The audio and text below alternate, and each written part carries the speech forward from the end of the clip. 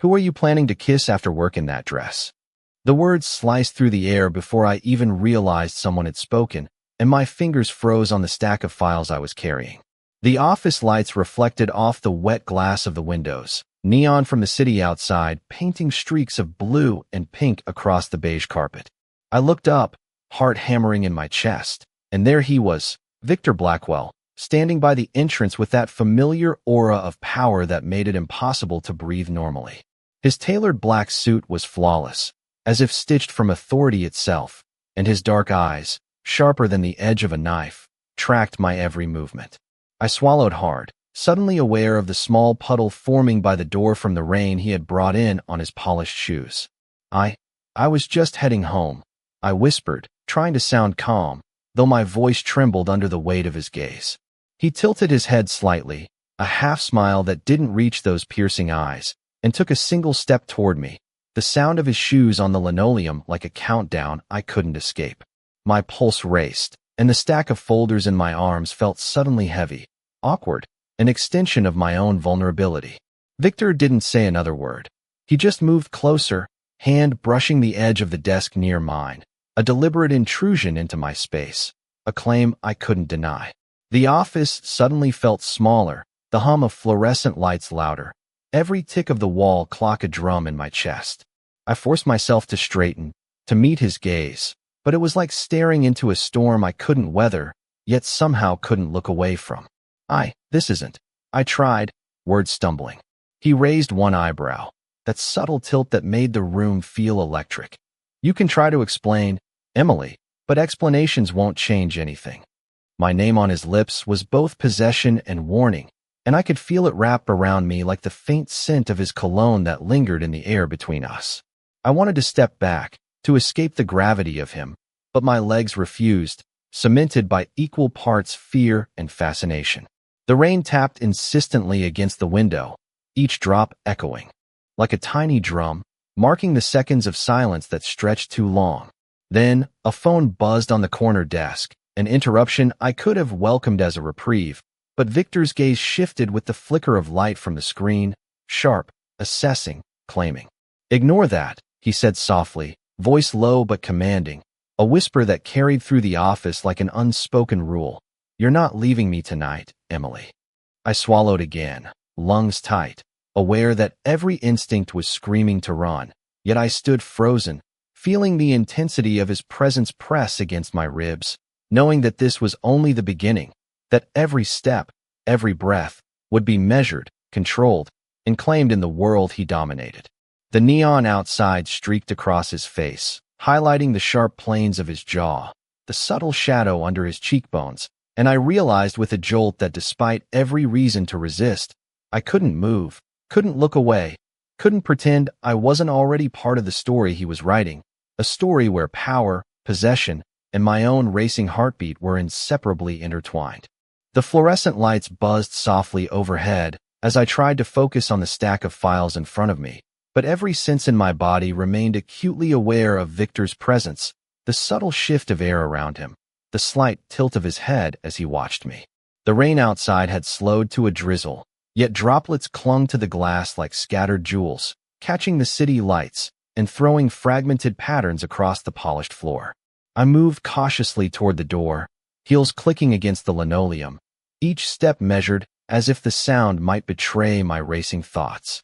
Victor followed without a word, his shadow stretching across the room like a silent promise, and when he stopped a few feet behind me, the air seemed to tighten, charged with the unspoken rules of our interaction. I set the files down gently on the corner desk, hands trembling slightly, and took a shallow breath, trying to steady the rapid beating of my heart. He leaned against the edge of the desk, one hand resting near mine, not touching, yet the proximity was a claim, a reminder that every movement I made was being observed, evaluated, controlled. I could feel the temperature of the room shift, warmer yet heavier, a presence that demanded awareness. I turned slowly, eyes meeting his, and for a moment the world outside the office ceased to exist, the hum of electronics and the distant sound of traffic reduced to a distant echo behind the intensity of his gaze. "Emily, look at me," Victor said softly, his voice low and commanding, each syllable deliberate. carrying the weight of authority that left no room for argument. I swallowed, nodding slightly, unable to move, unable to look away, feeling the subtle pull of his attention like gravity. My mind raced, thoughts scattering between logic and instinct, between fear and the inexplicable pull that made me want to stay, to see what he would do next. He stepped closer, just enough for me to feel the slight heat from his body, the faint scent of his cologne mingling with the sterile office air, grounding me in the reality that I could not ignore. I bent to retrieve a pen from the floor, and when I straightened, he was beside me, his presence a silent assertion of control, yet there was a softness in his posture, a pause in his expression that hinted at an unexpected layer beneath the formidable exterior.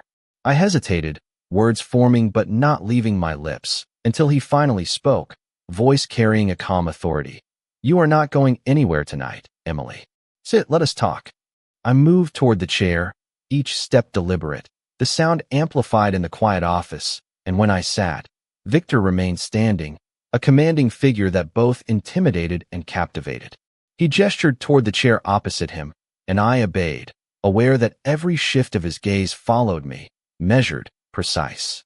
"Tell me about your day," he said, tone neutral yet weighted, and I found myself recounting mundane details, yet every word seemed to pass through a filter of his scrutiny, turning ordinary conversation into a subtle dance of power and awareness. The minutes stretched, each punctuated by silence, by the subtle tap of rain against the window, by the faint hum of the printer in the corner, yet the tension never eased, the room pulsing with a rhythm set by Victor alone. I felt my shoulders relax slightly, the initial shock giving way to a fragile composure, yet beneath it, the awareness of his authority remained, pressing against my ribs, an unspoken force shaping every movement, every breath, every glance. And as I spoke, he listened, not interrupting, merely observing, eyes sharp, calculating, yet in the slight curve of his lips, in the rare softness of his gaze, I sensed a depth I had not anticipated, a complexity beneath the surface that left me both cautious and captivated, aware that this night, this office, and this presence would leave an indelible mark on the rhythm of my life. The rain outside had eased into a gentle drizzle, and the city lights flickered softly through the office windows, casting long, distorted reflections across the polished floor. I kept my hands folded in my lap, feeling the subtle tension in every muscle, aware that Victor's gaze was never leaving me, tracking even the smallest movement. The soft hum of the air conditioning and the distant honk of cars on the wet streets were the only sounds punctuating the thick silence that hung between us. Victor leaned slightly against the edge of the desk, one hand brushing the surface near mine, and the subtle proximity made my chest tighten. He spoke without raising his voice, yet every word landed with undeniable authority. "Tell me about the project you are working on, Emily." I cleared my throat, summoning a calm I did not feel, describing the report, the client notes, the minor challenges I had faced throughout the day, all the while conscious of how closely he was listening, measuring, understanding. Each phrase I spoke seemed to pass through a filter of his scrutiny, making ordinary office details feel charged, significant, a subtle game of observation and control. He nodded occasionally, small, deliberate movements, eyes never leaving mine, and I felt the strange mix of intimidation and unexpected reassurance that had become characteristic of our interactions. When a faint glow from the computer monitor highlighted his sharp features, the intensity of his expression softened ever so slightly, revealing a glimpse of thoughtfulness beneath the commanding exterior. A quiet laugh escaped me at a minor mishap in the project timeline, and he allowed himself the barest hint of a smile in return, a flicker of humanity that made the room feel warmer, though no less charged. I shifted in my seat, suddenly aware of how close he remained, and when my pen rolled slightly on the desk, he moved with precise swiftness, steadying it without touching my fingers, a silent reminder of the subtle dominance he wielded. The office clock ticked steadily, each second measured, marking the passage of time in a room where ordinary rhythms were suspended by the weight of his presence. I took a slow breath, letting the sound fill the space between us, and for the first time that evening, I felt a fragile sense of composure forming, an understanding that this was a space of negotiation, of subtle testing, and that every movement, every glance, every word carried significance. Victor leaned forward just enough to emphasize a point in the discussion, his eyes scanning mine with an intensity that was almost tangible, making it impossible to focus solely on the content of my words. I found myself speaking more confidently, detailing options and solutions I had not considered mentioning, drawn out by the awareness that he was listening, that he expected insight and precision, that he valued the sharpness of my mind as much as the clarity of my presence. Outside, the neon reflections shifted with the passing traffic, painting streaks of color across his face and the floor, a dynamic backdrop to the stillness in the room, the quiet gravity of our shared space. I realized with a sudden awareness that despite the weight of his dominance, despite the control implied in every gesture, there was an unspoken respect forming between us, a mutual recognition of capability, intelligence, and presence. The rain pattered softly against the window pane, and in that gentle sound, the office seemed to exhale with us, marking a moment suspended between authority and trust, between challenge and understanding, where every decision, every choice, every observation mattered, and I sensed that the evening, though still young, had already altered the rhythm of our relationship, threading tension, attention, and subtle connection into the fabric of the night. The office lights flickered as Victor shifted his weight, the faint sound of rain against the windows creating a steady backdrop to the tense quiet between us. I sat upright, hands folded neatly in my lap, conscious of the subtle power radiating from him, a presence that seemed to compress the air in the room, yet somehow drew me forward rather than pushing me back. My eyes wandered briefly to the stack of reports on the desk, numbers and charts blurring into the periphery as I tried to focus, but every thought was pulled back to the intensity of his gaze, the way his dark eyes held mine with unspoken command. He leaned slightly, just enough to make the space between us electric, and spoke in a measured tone, the words deliberate, precise, a quiet assertion of authority. "Emily, tell me what you would do in this situation." I blinked, caught off guard by the sudden shift from observation to engagement, and I explained the project complication, outlining options, risks, and potential outcomes, careful to choose words that reflected both competence and composure. Victor listened without interruption, the faintest nod acknowledging the clarity of my reasoning. Yet his presence never wavered, the subtle pressure of his attention pressing against the edges of my awareness. I felt the warmth of the room, mingled with the cool glow of the neon reflections on the floor, as each second stretched in a delicate tension that seemed to suspend time itself. My voice grew steadier as I elaborated on the details, and I became aware of the small gestures he made, adjustments to his posture, the slight shift of his hand along the edge of the desk, the deliberate control in every movement, a silent reminder of the dynamic unfolding between us. I glanced at the window, noting the scattered lights of passing cars mirrored on the glass, yet they felt distant, almost irrelevant compared to the immediacy of the interaction in the office. Victor's expression softened momentarily as he considered my explanation, a subtle curve of his lips that suggested approval without diminishing the dominance inherent in his stance.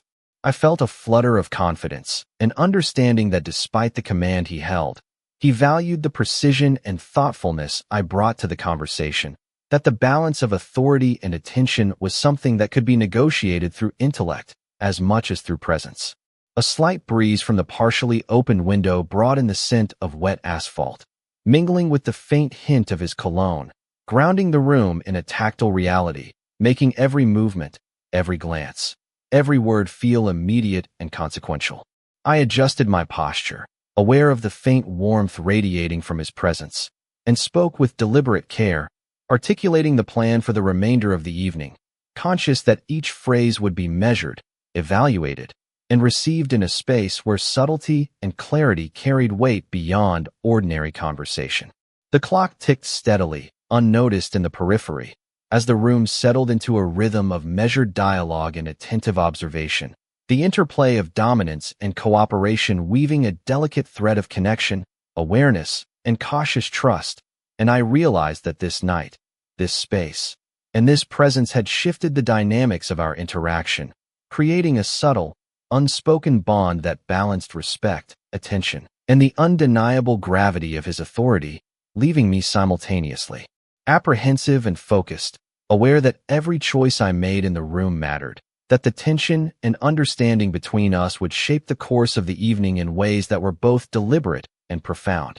Victor straightened, his eyes narrowing as he regarded the spreadsheet in front of us, the soft glow of the computer monitor reflecting on his sharp features. The office felt smaller, yet somehow more expansive at the same time, every shadow and highlight defined by the interplay of neon light and rain-streaked glass.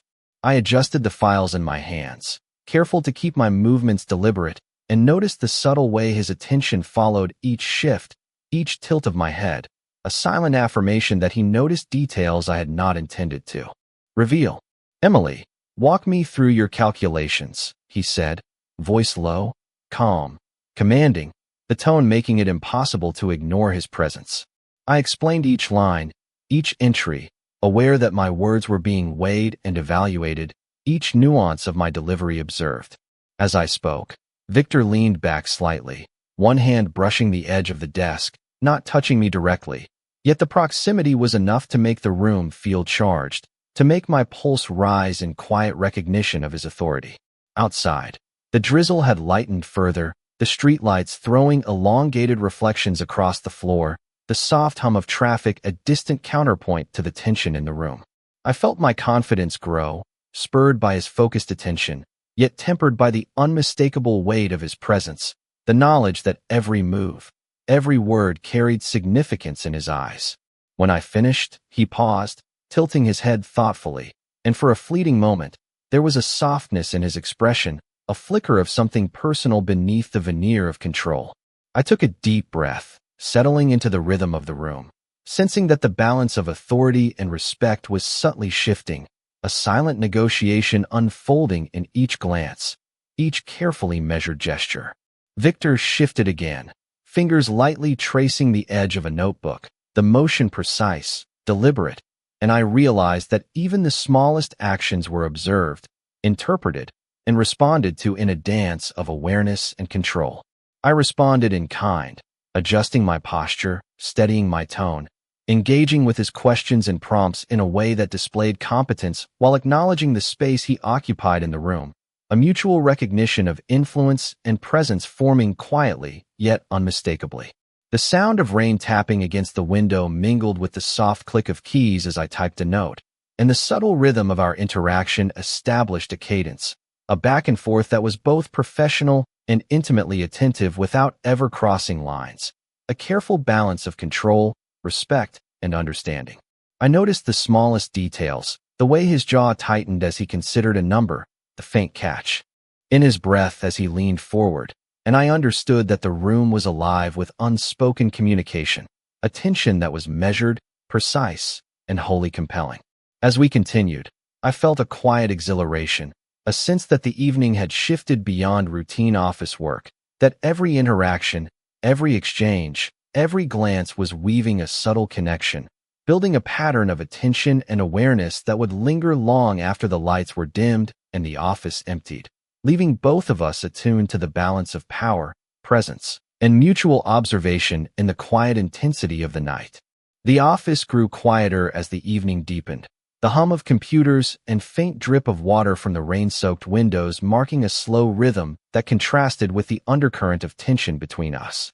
I shifted slightly in my chair, aware of the subtle way Victor's gaze followed my movements, noting the tilt of my head, the way my fingers traced the edge of the desk, the careful spacing between words as I spoke. He leaned against the window ledge, one hand resting lightly on the frame, the other crossed over his chest, posture deliberate, controlled, a silent assertion of presence that made the air feel thicker, denser. Outside, the neon lights cast muted reflections across the carpet, flickering in rhythm with the distant headlights of cars passing on the street below, creating patterns that danced across the surfaces of the office, painting shadows that moved with us, as if the space itself were participating in the tension. I drew a slow breath, letting the quiet fill the room, and began outlining the next steps of the project, careful to structure my words with precision, aware that each detail would be interpreted, each nuance examined under the weight of his attention. Victor tilted his head, fingers tapping softly against the ledge, his expression inscrutable yet full of focus, and I felt the subtle shift in energy as he listened, absorbing, considering, measuring my reasoning against the standards he set without needing to articulate them. I continued, highlighting contingencies and potential challenges, articulating solutions in a measured tone, and, with each phrase, I sensed a faint recognition of my capability, a quiet acknowledgement that extended beyond approval into something more intricate, a blend of respect and insistence on attentiveness.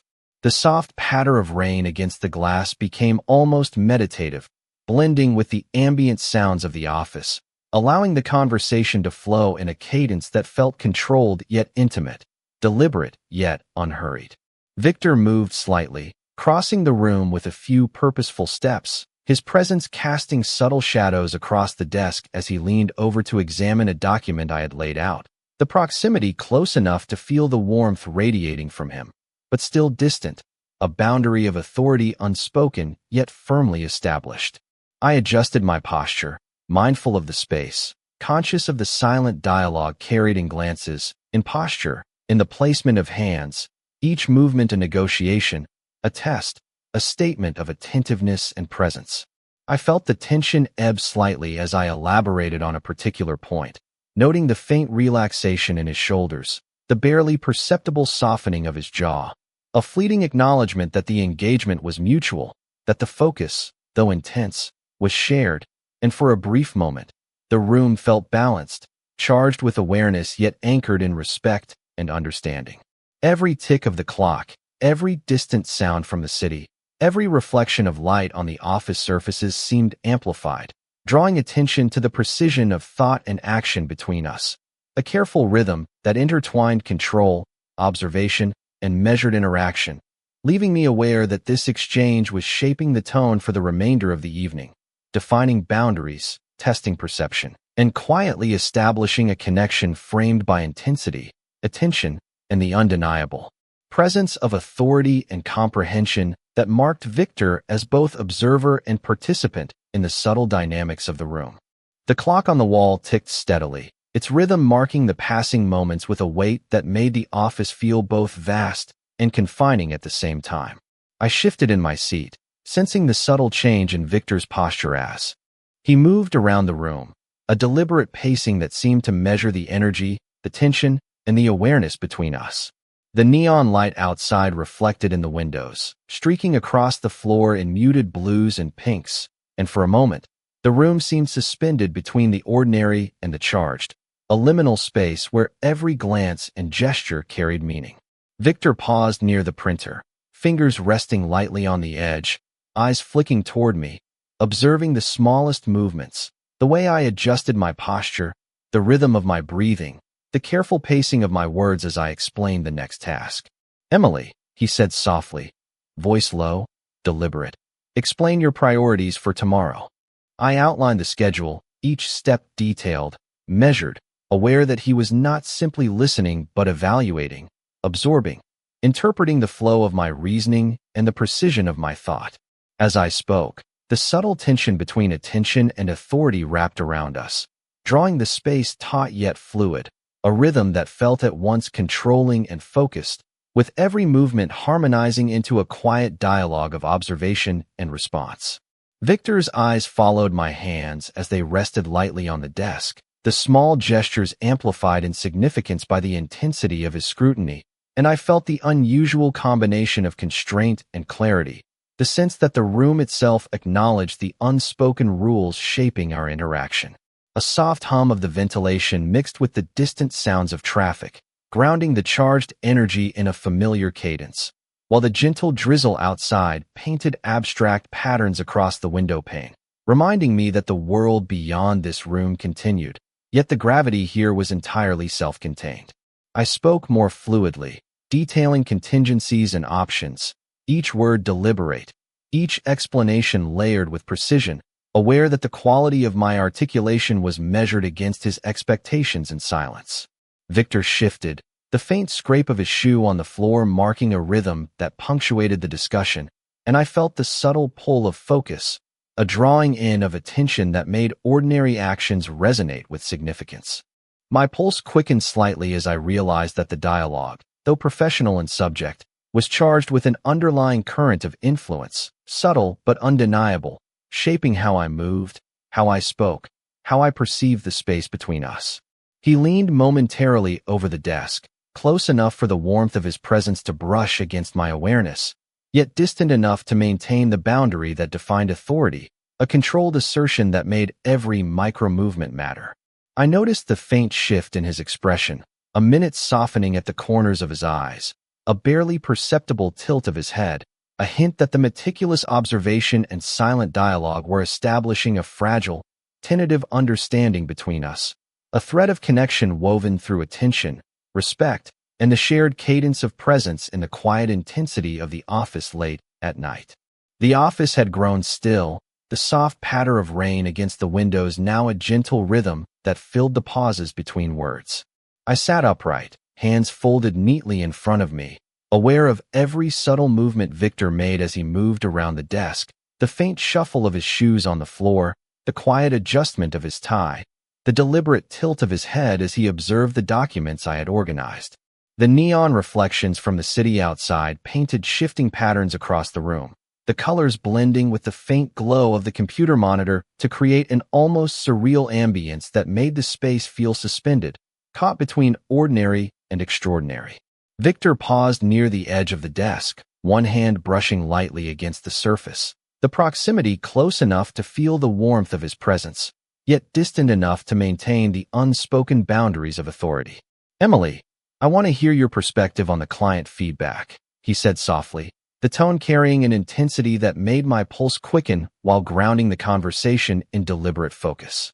I explained each point, outlining potential solutions, noting the subtleties of communication and strategy, aware that each phrase, each emphasis, was being measured, interpreted, and acknowledged through the precision of his attention.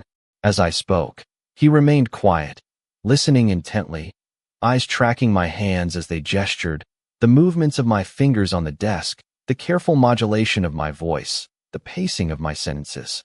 The room seemed alive with this silent dialogue, a conversation conducted not only with words, but with the nuanced interplay of presence, observation, and awareness. A faint hum from the printer punctuated the silence, each beat of the machine blending with the distant sound of traffic and the soft, persistent drizzle outside, creating a steady undercurrent that anchored the intensity of the moment. I felt a subtle shift as Victor leaned slightly, adjusting his posture, a hint of a softening in his expression that suggested recognition, not of mere correctness, but of thoughtfulness, competence, and presence. I continued, explaining contingencies, detailing follow-up actions, outlining priorities with deliberate care, aware that my reasoning was being assessed not only for content, but for clarity, composure, and attentiveness. The space between us felt charged yet measured. Each glance, each shift of weight, each pause and speech a form of communication that deepened the understanding of our dynamic, weaving a fragile thread of connection through observation, mutual respect, and quiet authority. The rain outside had begun to fade, leaving only faint glimmers of wet streets reflecting the city lights.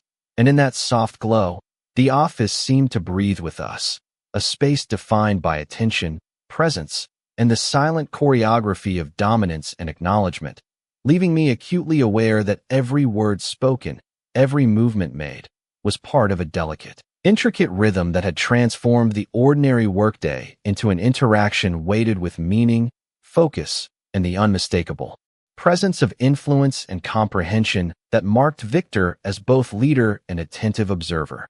The office was quiet now, the rain finally tapering off outside, leaving only the faint scent of wet pavement drifting through the slightly open window. I leaned back in my chair, stretching my arms and letting my hands rest on the polished wood of the desk, aware that Victor's presence still filled the room with a subtle intensity that made the air feel denser, charged with attention and authority. He remained standing near the window, gaze focused yet softening as he studied the city lights, the neon reflections tracing patterns across his sharp features, highlighting the planes of his face in ways that made the space feel almost cinematic. I exhaled slowly, letting the tension of the evening ease slightly, And yet the awareness of his observation lingered, a quiet assertion that every movement, every glance, every word was noticed and registered. "Emily," he said, voice calm but firm, drawing my focus back to him. "You handled that exceptionally well tonight." His tone carried more than praise. It conveyed acknowledgement, recognition, and a subtle measure of trust that made my chest tighten with both relief and heightened alertness. I nodded, words failing me for a moment. The ordinary office environment transformed into a space charged with meaning, a delicate dance of competence, attention, and unspoken authority. Outside, the last drops of rain traced paths down the glass, distorted reflections of the city lights catching my eye and grounding the surreal intensity in a tactile reality, reminding me of the ordinary world beyond this charged space. Victor moved slowly toward the desk, hand resting lightly on the edge near mine, not touching, yet asserting a presence that demanded focus, consideration, and respect. I felt a subtle flutter in my chest, a mix of anticipation and acknowledgement, aware that our interaction had shifted the tone of the evening, creating a dynamic that was both controlled and deeply engaging. I spoke again, outlining follow-up actions and summarizing priorities, careful to maintain a clear, deliberate tone that balanced professional competence with awareness of his authority, each word chosen with precision to reflect the careful navigation of this charged interaction. He nodded slightly, a minimal movement that carried disproportionate weight, signaling understanding, approval, and the unspoken boundaries of attention and influence that had been established over the course of the evening. The office seemed to hold its breath, the combination of soft lighting, faint hums of machinery, and the residual glow of neon creating a suspended rhythm where each pause, glance, and gesture was part of an intricate interplay between focus, observation, and subtle connection. I felt a sense of completion, tempered with anticipation, as though the evening had drawn a line of understanding between us, a silent agreement that while authority and attention remained, a measure of mutual recognition, respect, and quiet rapport had been woven into the space. Victor straightened, taking a step back toward the window, eyes scanning the skyline, and I realized that the subtle thread of connection, shaped by careful observation, attentiveness, and shared presence, had left an indelible impression, marking the close of the night with a nuanced balance of influence, awareness, and anticipation for what would come next.